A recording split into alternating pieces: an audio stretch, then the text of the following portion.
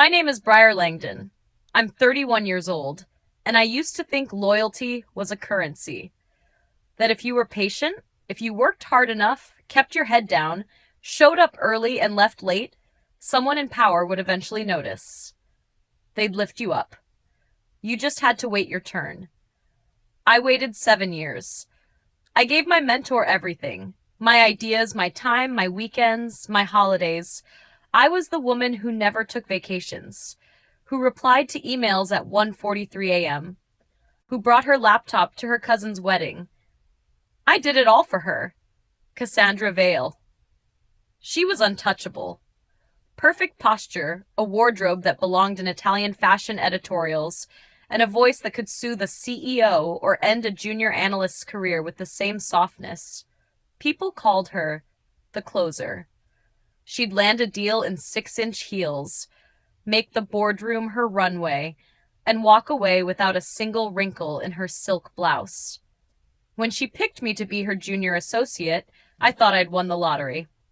Out of 40 applicants, she chose me. I still remember how she looked me up and down the first day and said, "You'll either hate me or become me." I thought it was a joke. I laughed. She didn't. Working under Cassandra was like being groomed by a predator and mentored by a genius, all at once. She taught me everything. How to read people faster than balance sheets. How to make eye contact just long enough to dominate without being disliked. How to shift the energy in a room with silence. She'd stay behind after meetings and whisper brutal critiques I'd scribble down like commandments. I used to study her the way artists study masters. It started off with long nights, complicated spreadsheets, and 1,000 questions she'd never answer directly.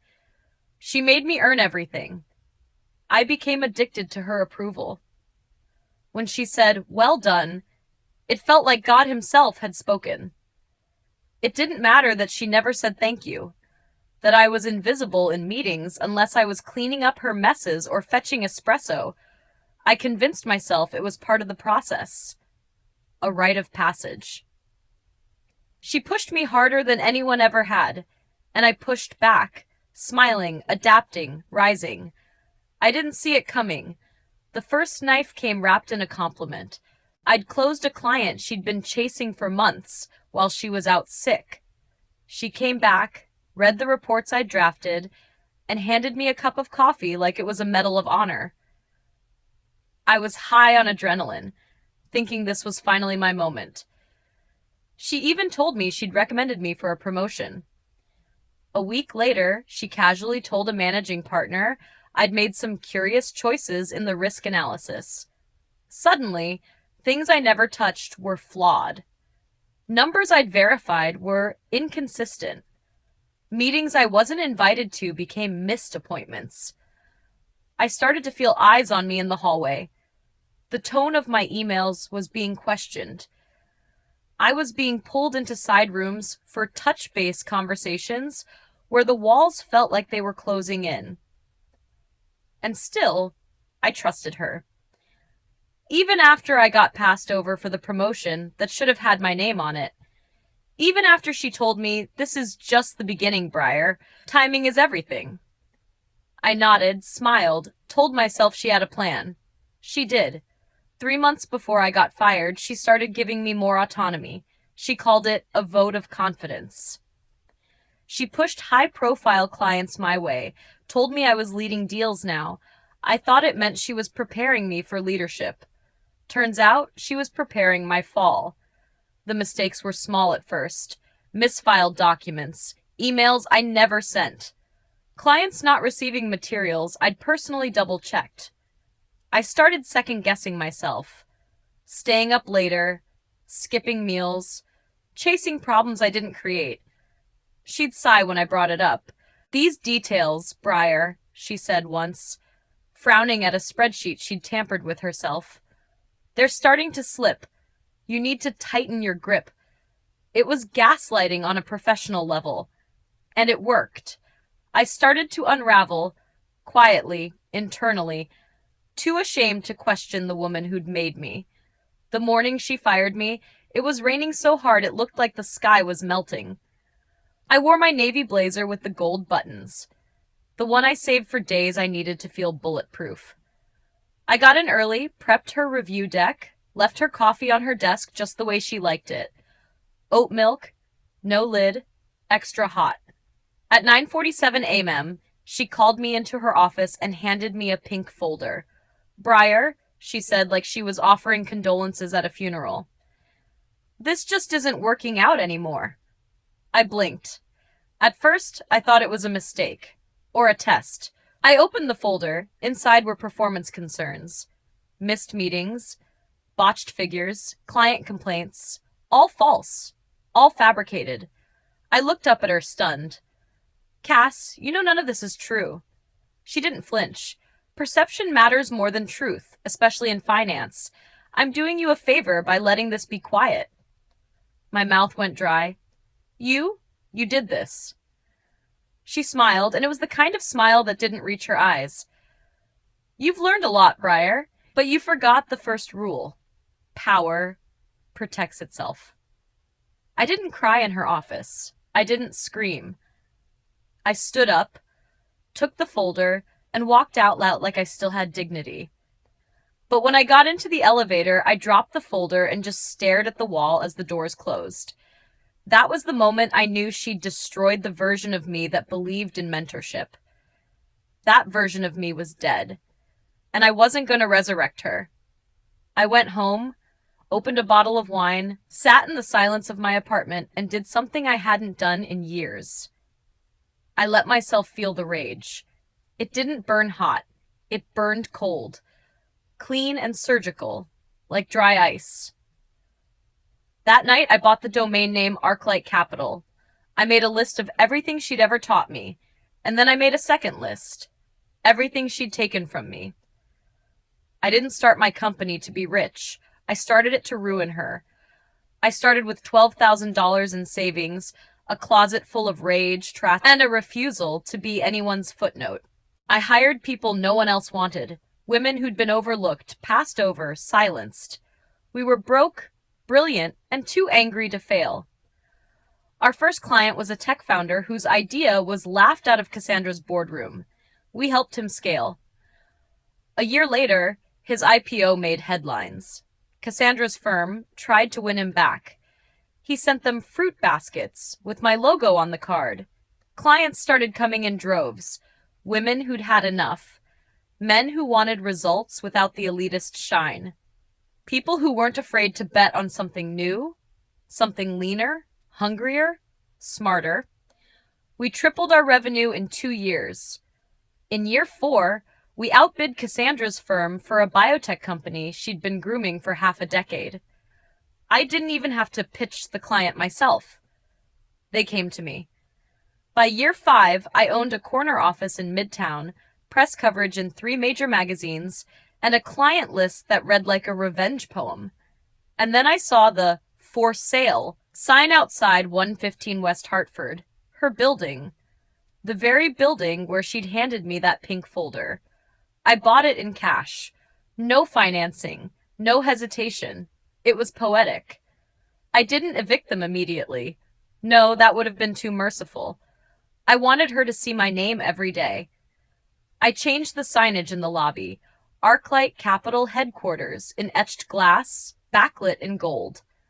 Every morning, she had to walk beneath my name to get to her office. I waited until the quarterly board review. The day of the meeting, I arrived unannounced, wearing heels that echoed like gunfire through the marble lobby. The receptionist did a double take. Someone tried to stop me, but I held up the building lease with my signature on it. I walked straight into the boardroom and handed each member a sealed envelope. Inside, emails, altered reports, timestamped documents, client statements, proof of sabotage. Not just mine, others too. I'd done my homework. Cassandra looked like a wax figure melting under stage lights. She opened her envelope and didn't say a word. The room was silent. A senior partner stood. "Cassandra, effective immediately, you're being terminated." She stood up, collected her things, didn't look at me. So I followed her into the hallway. She turned slowly, eyes narrow, lips pursed, the way she used to look at me when I brought her ideas too bold for her comfort. I smiled and leaned in. You taught me everything, I whispered, except how far I'd go to win. She didn't respond. She didn't have to. Her silence was the final confirmation, and my victory was the only sound I needed. The first time I met Cassandra Vale, I was 24, freshly hired, and 2 seconds away from passing out from a panic attack in the lobby of Weston and Greer Capital. My blouse was too stiff, my heels too loud, my resume, mostly glitter and ambition. But I'd studied every executive bio like scripture, and hers was the one I'd memorized. She walked into the room like a blade, sharp, polished, and colder than the marble floors. I stood when she entered, and I still remember what she said instead of hello. You're early. Good. We don't have time for people who believe in punctuality as a virtue. We reward people who arrive before the game begins. That was her philosophy in a sentence. Everyone else played to win. She played to rewrite the rules. And I wanted to learn how. I shadowed her for 2 months before I was even allowed to speak in meetings. 6 before I was permitted to send an email without approval. She called it marinating, letting me soak in the power dynamics long enough to understand them viscerally, not just intellectually.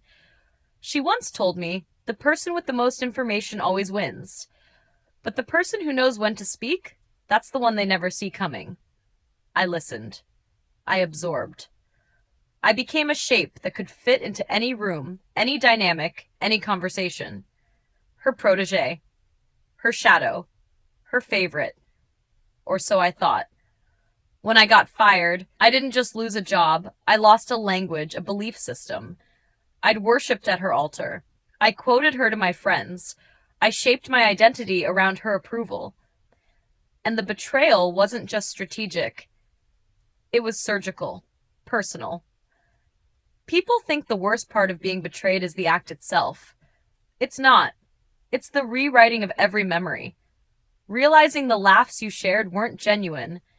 That the late nights talking strategy, the moments where she confided in you, were scripted, choreographed, designed to keep you close enough to bleed, but never close enough to threaten her. I had to rebuild my entire life from ashes, and I didn't do it with grace.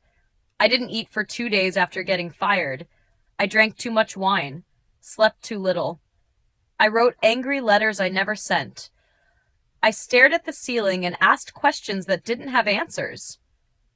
But then, something strange happened.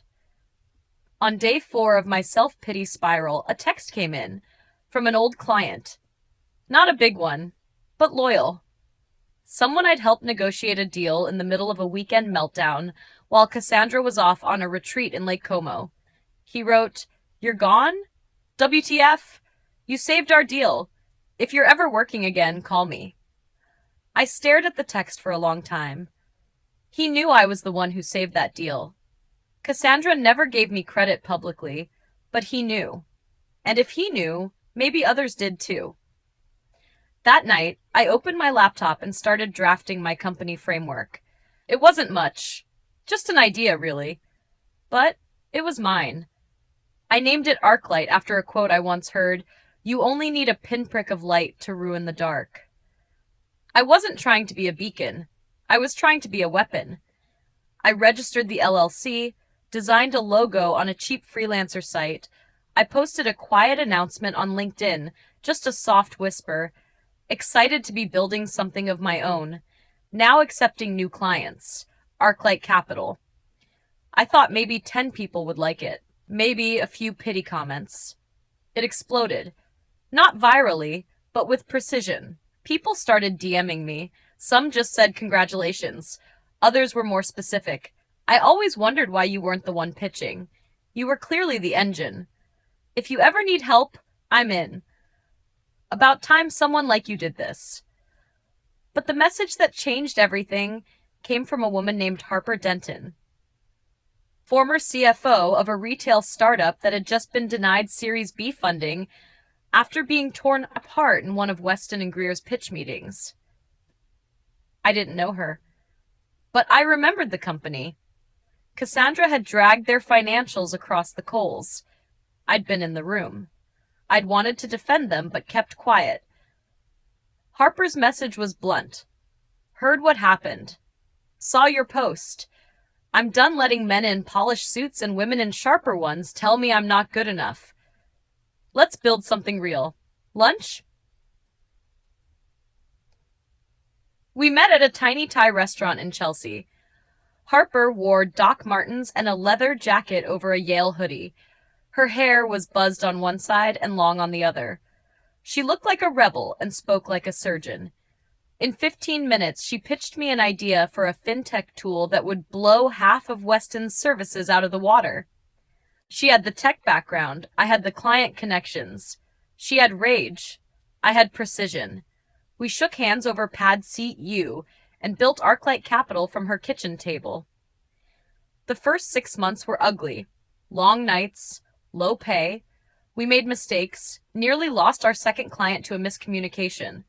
But we learned, adapted, recalibrated. I stopped trying to impress anyone. I stopped asking for permission. I called old clients, the ones who knew I did the heavy lifting. I made no grand speeches, just one question. Want results without the politics? A surprising number said yes. By year 1, we were breaking even. By year 2, we were hiring. By year 3, we were profitable. By year 4, we were dangerous. And through it all, I never mentioned Cassandra's name publicly. Not once. That was the part no one understood. People wanted a messy feud, a viral takedown, an expose. But I knew something better than drama. Silence. Success. Outpacing someone so far they're forced to look up just to see your shoes. Still, she haunted the edges. One of our new hires came from Weston. Fresh-faced, mid-20s, too eager. The kind that didn't know when to shut up in meetings. He told me, offhand, "You know, Cassandra still refers to you as the disappointment. Says you were too emotional to lead." I smiled and thanked him. But that night, I didn't sleep. It was one thing to be forgotten, another to be misremembered. To have my name used as a warning tale instead of a war story. That's when I started watching the real estate market. 115 West Hartford. That was the building. The same marble lobby. The same elevator that had taken me down when I felt like my life was over. It was still there. Same broken light in the third panel. Same faint lemon smell from the overpriced janitorial service. I toured the building with a real estate rep who didn't know my history. He told me, "You know, Weston and Greer leases 5 floors here. They've been here almost 15 years. Hard to displace." I smiled. Good thing I'm not here to displace anyone. I'm here to own. It was the single most satisfying wire transfer I've ever made. $63. $8 million. No financing. Just rage that compounded like interest. I didn't evict them right away. That would have been petty. No, I wanted something else. I wanted Cassandra to walk into her office every day knowing the floor beneath her feet belonged to the girl she buried. I wanted her to feel it. She must have known the moment the sign changed. New security, new leaseholder name. My name. We didn't speak. Not yet. I didn't want conversation. I wanted a reckoning. It came during the quarterly review, my ambush. Carefully staged, data-backed, bulletproof. But I didn't fire her because she sabotaged me. I fired her because she never saw me coming. She thought grooming someone meant keeping them small. She didn't realize she was sharpening a knife. And eventually, knives remember where they came from. There's something oddly intimate about destroying someone in silence. No fanfare, no raised voices. Just the simple flipping of power dynamics like a switchblade in the dark. For a few months after I bought the building, I kept my distance. Not because I wasn't ready, but because I knew Cassandra. She didn't react to pressure immediately. She let it sit, gather moss, fester. And when she retaliated, It was always when you thought the storm had passed. So I waited, watched. It was easy, really. I owned the security systems, the floor plans. I had a list of everyone who came in and out of Weston and Greer's suite. Cassandra still sat in her glass office, same desk, same cold stare, surrounded by people who feared her just enough to obey, but not enough to warn her of what was coming. I suppose that was her greatest flaw. She trained loyalists, not thinkers. And the truth was, her power had been slipping for years. Not publicly, of course.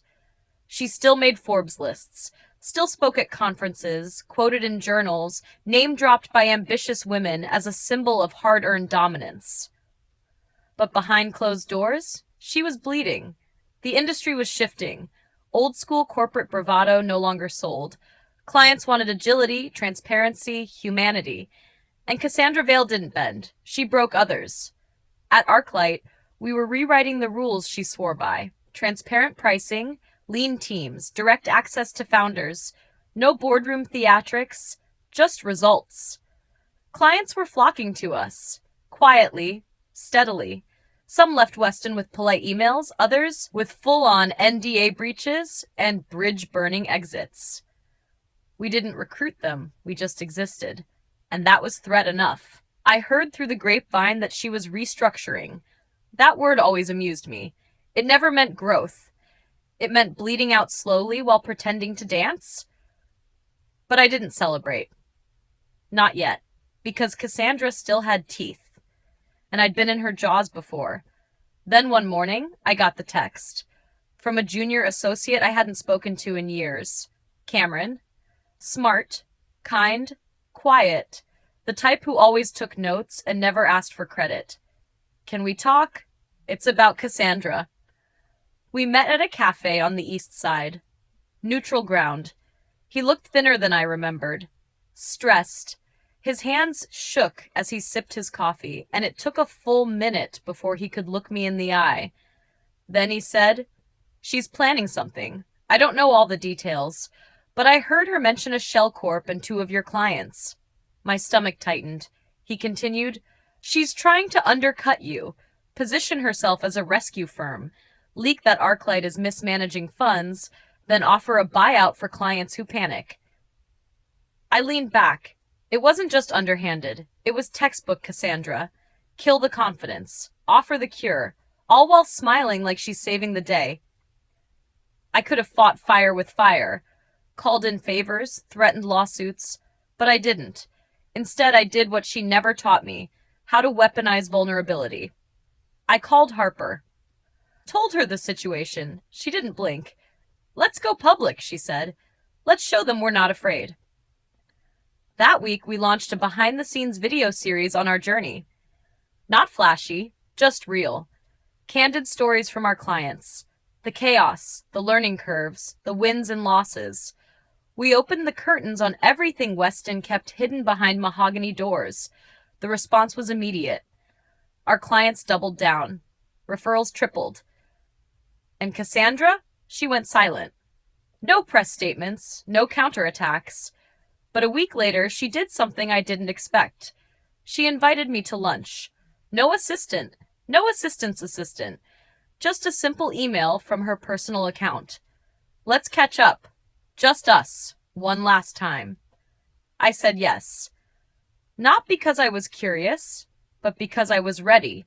We met at Le Rivage, a French place she used to take junior execs when she wanted to intimidate them with unfamiliar menus and silent waitstaff. She arrived exactly 4 minutes late. Power move. Unoriginal. She wore a navy suit and a diamond watch I'd once heard her describe as subtle domination. I wore black. No jewelry, just a simple silk blouse and the calm, lethal smile of a woman with nothing left to prove. She sat. Didn't order. Just said, "You've grown teeth." I sipped my water. No, I just stopped biting my tongue. She studied me like I was a hostile asset. Then she said it. "You've made a name for yourself. But the world we play in doesn't reward sentiment. It rewards structure, systems, longevity. You're still in your chaos phase, Sooner or later, the boardrooms will want something predictable. I leaned in. And you think they'll choose you? The same firm that still charges like it's 1992 and silences innovation in favor of hierarchy? She didn't flinch. I built my empire on structure. Yours is built on story. I smiled. Exactly. And guess what? People buy stories. She blinked once, a crack in the armor. I continued, quieter now. You taught me how to win, but I watched how you lost too. You isolate. You control. You cut people off before they can walk away. But no one builds empires alone anymore. A beat of silence. She said, You were never meant to outgrow me. There it was. Not anger. Not regret. Astonishment. The realization that I hadn't just survived. I'd surpassed. I stood before the food arrived. Consider this lunch your severance package, because next quarter I'm terminating your lease. Her jaw tightened. That's a violation of... No, I cut her off, calm and quiet. It's a clause, in the fine print. You'd know that if you read the new lease. Effective March 1st, Weston and Greer has 60 days to vacate. We've already notified your board. I didn't stay to watch her unravel. Some victories deserve privacy. 2 months later, the moving trucks arrived. Her nameplate came down, her desk emptied, and as her employees trickled out, heads low, I stood in the lobby. Not to gloat, to witness. Cassandra walked past me with the grace of someone who refused to bow even in defeat. She didn't speak. But as the glass doors closed behind her, she turned, just slightly. A half glance. The kind you give a grave you didn't expect to stand over, and I smiled. Because she wasn't my mentor anymore. She was my legacy. And I was just getting started. Some people think revenge is a singular act, a sharp, bloody moment of reckoning. But it's not. It's maintenance. It's consistency. It's waking up every day and choosing to be better. Not just out of ambition, but to remind the ones who buried you that you were the seed. After Cassandra left the building, I didn't feel triumphant. Not immediately. There was no confetti, no soaring music. Just the vacuum of a war finally over and the silence that follows. But her departure didn't make the whispers stop. In fact, they got louder. A woman like her doesn't vanish without a trail of speculation, fear, and desperate rationalizations from those who once worshipped her. There were rumors she'd open a consulting firm. Others said she was leaving the country. A few thought she'd return under a different name, like some corporate ghost with a vengeance of her own. I didn't care, because my focus had shifted. Arclight had grown too fast. Our systems were stretched thin. Clients were doubling, but infrastructure hadn't caught up. We needed to scale without becoming what we hated, and I needed to do it while healing something inside me that still hadn't fully closed. Her betrayal had left hairline fractures, quiet, invisible ones. Moments where I second-guessed myself, flinched at praise, pulled back from new relationships out of fear they'd rot the same way. But that changed the day I met Brielle. She was interviewing for our new director of strategy role. Mid-30s, British Nigerian, brilliant, with an irreverent smile and eyes like she'd already figured you out. She didn't flatter me, didn't pretend to be awed by Arclight's meteoric rise. Instead, she challenged my projections, poked holes in our retention strategy, and said, flat out, "You're winning right now, but momentum isn't a business model." I hired her that day. She didn't just organize our chaos, she channeled it. Under her guidance, we diversified offerings, expanded into micro-accelerator programs, and launched a mentorship initiative for female founders. The irony wasn't lost on me, mentoring women, something I'd sworn I'd never do again. But Brielle said something that stuck. You don't stop giving just because one person cut you. You learn where not to bleed next time. Over the months, we grew closer. Late nights became wine nights. Strategy sessions bled into personal confessions. We talked about our childhoods, our mothers, the first time each of us realized how dangerous it was to be brilliant and female in rooms that wanted you small. She was funny, fierce, and unflinching. She didn't look at my scars like weaknesses. She looked at them like proof. I don't know when exactly the line blurred. When it stopped being professional, when the glances lingered, when her shoulder against mine became an anchor instead of a formality. But one night, after a launch party, we ended up on the rooftop of the building I now owned. The wind was sharp, the city humming below us, and she said, "You've created something no one can take from you. Do you realize that?" I didn't respond. I just looked at her, and for the first time in years, I allowed myself to hope. Not just for success, but for softness, for safety, for something that didn't require armor. She kissed me, slow and certain, like it wasn't a question, but a fact. And in that moment, I realized I hadn't just rebuilt my life. I'd rewritten it.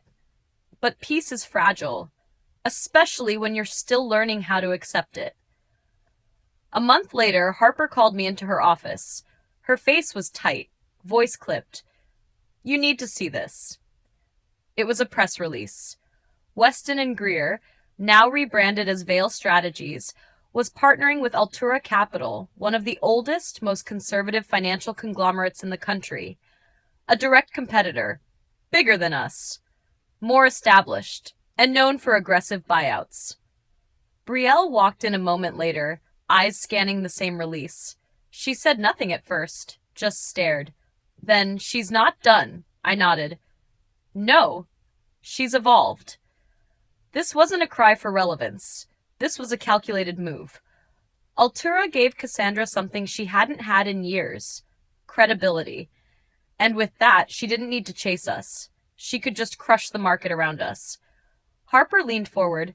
"I don't think she's coming for your clients." I looked at her. "Then who?" Harper's voice was low. "Your investors." Suddenly, the room tilted. Because that was the real game. Not stealing what we'd built, but starving us from the inside. Creating enough instability to make our backers question whether a young, emotionally driven, female-led company could weather a storm. It wouldn't be an attack. It would be erosion. Doubt. A few concerned emails. Then a pause on funding. Then silence. I stood and left the room without a word. On instinct, I called my oldest investor, Lawrence Chu, an early believer, old school, but loyal. He picked up on the third ring. "Mackenzie." His voice was friendly but cautious. We exchanged pleasantries. I asked him plainly if anyone had approached him. There was a pause. Then he said, "Cassandra called me yesterday." I stopped walking. He continued. "She was polite, said she respected what you built, but she believes ArcLight isn't scalable long-term, that it's a founder-dependent model. She asked if I'd considered diversifying my portfolio." I laughed, a short, bitter sound. "Did you say yes?" He hesitated. "I said I'd think about it." That was worse than no, because it meant the door was open. After we hung up, I went home and didn't sleep. All the old wounds cracked open again. The betrayal. The isolation.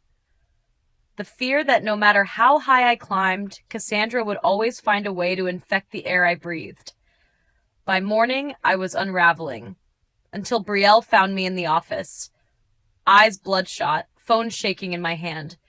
She didn't ask what was wrong. She just sat next to me and said, "You're not alone this time." 4 words, but they felt like an anchor. I realized then, revenge had always been about proving something. To her, to the world, to myself. But healing? Healing was about accepting that I didn't have to fight every war alone. That week, we gathered the board. I was transparent, told them everything, not just about Cassandra, but about my fears, my mistakes, my blind spots, and I watched something remarkable happen. They didn't flinch. They leaned in, because vulnerability wasn't weakness. It was leadership. Together, we drafted a retention strategy, reaffirmed commitments from investors, and brought in a new PR firm to shape our narrative. Then we went on offense. I published an op-ed in the Financial Record titled, "Why the Future of Business is Emotional Intelligence, Not Empire." It went viral. And it wasn't petty. It was power. Not once did I mention Cassandra, but everyone knew. The message was clear. We weren't playing her game. We were building a new one. And she was just a relic. A brilliant, dangerous relic, but fading all the same. Still, part of me knew the war wasn't over. She'd make one last move, but I was no longer the girl waiting for the knife. I was the woman holding the pen. And this story, it wasn't done being written. The knock came late. Not the physical kind, but the kind that exists in your chest. That dull thud you feel before something breaks loose. I was sitting in the corner of my apartment, lights off, fingers resting on the edge of a wine glass I hadn't touched. The city blinked outside the window like it was watching me, waiting. Across the room, Brielle was asleep, curled up on my couch, exhausted from a week of meetings, negotiations, and fire dousing. And then it came. An alert on my phone. A newswire blip. Just a sentence, but it was enough to make my entire body go cold. Altura Capital is rumored to be acquiring Veil Strategies in a silent merger expected to finalize within the week. I stared at it. She wasn't just staging a comeback. She was preparing for war.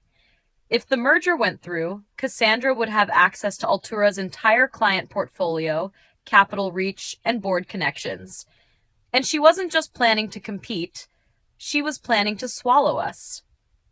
I stood, slowly, and walked out onto the balcony. The wind was sharp, cutting across my cheek like a dare. There were two options now. Wait for the tsunami or move first. I chose the latter. The next morning, I called an emergency strategy meeting. Brielle, Harper, our legal team, a few select allies. We laid everything bare. Brielle stood beside me the entire time. If Altura finalizes this merger, Cassandra gains legitimacy, we can't outmessage. We can't spin our way out of this. Harper nodded grimly. We need leverage. Real leverage. Leverage. The word throbbed in my brain like a bell. For 5 years, I'd tried to build something clean, resilient, focused on value. But this wasn't about ethics anymore. It was about survival. And Cassandra had taught me one final lesson. Sometimes you have to step into the mud to pull someone down. I knew where to start. Back when I worked under Cassandra, there had been whispers, small ones, about client data being misused, about pitch decks that bore eerie similarities to rival firms' IP. I had ignored them, or maybe I hadn't wanted to believe them. But I'd been there. I'd seen the emails. I still had access to the archives. Back then, they meant nothing. Now, they were a loaded gun.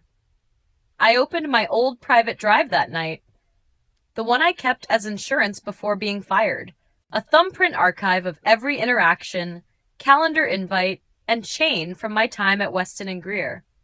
It took hours. But when I found the folder labeled Pitch Ghosts, I knew I was staring at her skeleton closet. There were 10 folders, each one with a client's name and a pitch Cassandra had repurposed, or flat out lifted, from internal competitor briefings. They were dated, time-stamped, backed with metadata. It was damning. And it was mine. When I showed Brielle the files, she didn't flinch. She just asked, "Are you sure?" I nodded once. She used my ambition as a weapon. I'm using her arrogance as a shield. We contacted a journalist, not a tabloid hunter. A real one, Mara Ishikawa from Global Equity Wire, known for exposing corporate corruption without bias or flair. She'd once taken down a pharma CEO in under 3 weeks. I emailed her the evidence with a note. This is not revenge. This is a warning. Cassandra Veil doesn't build. She steals.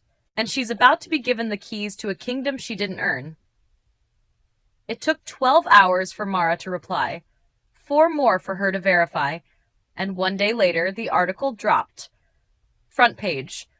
The Ghosts of Cassandra Vale, How a Corporate Powerhouse Built Her Empire on Stolen Work. It was surgical, detailed, undeniable. Screenshots, timestamps, testimonies from former associates. Mara hadn't just run the story. She'd dissected Cassandra's career and laid bare the rot beneath her gold. The response was immediate. Altura went silent, then issued a statement. We take these allegations seriously and will be conducting a thorough review before moving forward with any partnership. Investors panicked. Clients pulled back.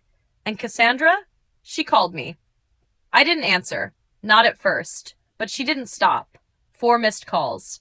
Then a message. You want to talk? Be a grown-up. Don't hide behind your girlfriend. That last line was calculated. She knew. And still, she went there. I met her the next day in the lobby cafe of the very building I now owned. The same one where she'd once stood above me in status and power. She looked tired, but still sharp. Like a wolf with a limping leg, dangerous, even when injured. I didn't sit. She did. I taught you better than this, she said softly. You taught me to never leave the knife in someone else's hand. Her lips curled. You think you won? I leaned in. I think you underestimated what happens when women you break don't stay broken. She tapped the table once. They'll forget. Give it 6 months. You'll be just another startup CEO with a temporary win. I'll be back. I shrugged. Maybe, but it won't be here. Not in my building. Not in my orbit. You're done infecting my life. She said nothing, just stood, walked past me. But before the elevator closed, she looked back. There was no apology in her eyes. Just a grudging respect, and a hatred that would never fully die. 2 weeks later, the merger was scrapped. Cassandra vanished from the public eye again. Some said she'd relocated. Others believed she was plotting her next comeback. But I no longer cared. Arclight stabilized. Our clients returned stronger. Brielle was named co-CEO. We hosted our first all-female founder summit, and for the first time since I was fired 5 years ago, I felt free. Not because Cassandra lost, but because I'd finally stopped playing her game. I was building my own. I used to think revenge would taste like fire. Hot, fast, destructive. But it doesn't. It's cold, icy. It drips slowly down your spine, not with triumph, but with closure. And sometimes with grief. The day Cassandra officially stepped down from Weston and Greer, a notification pinged my inbox like a phantom. I stared at it for a long time before deleting it. No one needed to tell me she wouldn't stay gone. Women like her don't disappear, they regroup. But the important thing was, she wasn't in my way anymore. The war was over. And now I was left with the kingdom I'd fought so hard to build. Arclight wasn't just a company anymore. It was a movement. The summit we held for women in venture finance went viral. Applications poured in from women who said they'd never felt seen in boardrooms until now. Journalists called us the new playbook. Internally, we called ourselves survivors. Every single woman on our leadership team had been sabotaged, underestimated, overlooked, or silenced at some point in their careers. We made it our mission to make sure the next generation wouldn't have to be forged in trauma just to be taken seriously. But here's what no one tells you about winning. It's lonely. Victory has fewer witnesses than defeat. At night, I'd walk through the office, my office, and sometimes still expect to hear Cassandra's voice barking from the other end of the floor. My body carried her memory in muscle memory, like scar tissue from an old injury. My spine would tighten, my hands clench, even though I had no one left to brace against. Brielle noticed. She always did. One evening, after our quarterly call with investors, she followed me to the rooftop. I'd gone there to clear my head. She joined me without a word, holding 2 coffees even though it was past 8 p.m. You keep looking for her, she said. I didn't respond. She continued, not physically, but in your choices, your posture, The way you prepare for war even when no one's firing shots. I took the coffee, let it warm my hands. The wind was crisp again, same as it had been the day the article dropped. She took a version of me, I said quietly. One I liked, one that believed loyalty meant safety. Brielle leaned against the railing. Maybe. But you built something better. Stronger. That's the thing about betrayal. It teaches us how to protect the people we become after. I looked at her then. Really looked. She hadn't just supported me. She'd stood in front of fire for me too. Does it ever go away? I asked. No, she said. But it softens. And one day, it's just part of your story, not the whole thing. Later that week, I got an anonymous package at my desk. It was a small box, wrapped in black paper. No note. Inside, a letter opener. Gold-plated. Engraved. It read, "Consider this a souvenir. You learned how to use it." No signature. But I knew. I kept it. Not out of fear. Not even pride. But because I wanted to remember the girl I used to be. The one who didn't know the blade was coming. She was gone now. In her place stood a woman who had already bled, healed, and sharpened herself on the ruins. The next few months moved quickly. Our second round of funding tripled projections. We hired 2 new partner track analysts. I stepped down from day-to-day operations to move into board leadership. Brielle took over as full-time CEO. And one morning, I did something I never thought I'd do. I visited my old building, the one Cassandra fired me in. I walked in wearing jeans, no makeup, and a plain black blazer. The receptionist didn't recognize me. I asked to visit the top floor, ArcLight's floor now. When the elevator doors opened, I stood in silence for a moment, letting the air hit me. It still smelled like ambition and expensive toner. I didn't need to stay long. I just needed to see the view. 5 years ago, I stared at this skyline with loss in my throat. Now it looked like possibility. I turned to leave when a young woman, maybe mid-20s, stopped me in the hallway. "Sorry," she said, nervous. "Are you Mackenzie Morgan?" I nodded. Her hands fluttered at her sides. I just wanted to say thank you. I read about what you did, how you built ArcLight. I'm here because of you. I used to think I had to play small, hide my ideas so they wouldn't get stolen. But watching you changed the whole game." I smiled. "What's your name?" "Ayana." "You don't need to play small anymore, Ayana. You're already in the room." Her face lit up like I'd handed her permission to exist. That's when I knew it. This wasn't about Cassandra anymore. It never really had been. She was just the villain in my origin story. But I wasn't living in hers. I was building something bigger than revenge. Bigger than sabotage. I was building a legacy. One that wouldn't just live in buildings or brands or boardrooms, but in every woman who realized she didn't need to be saved. She needed to be heard. She taught me everything, except how far I'd go to win. Now, I'd teach the next generation how to win without losing themselves. And that was the real power.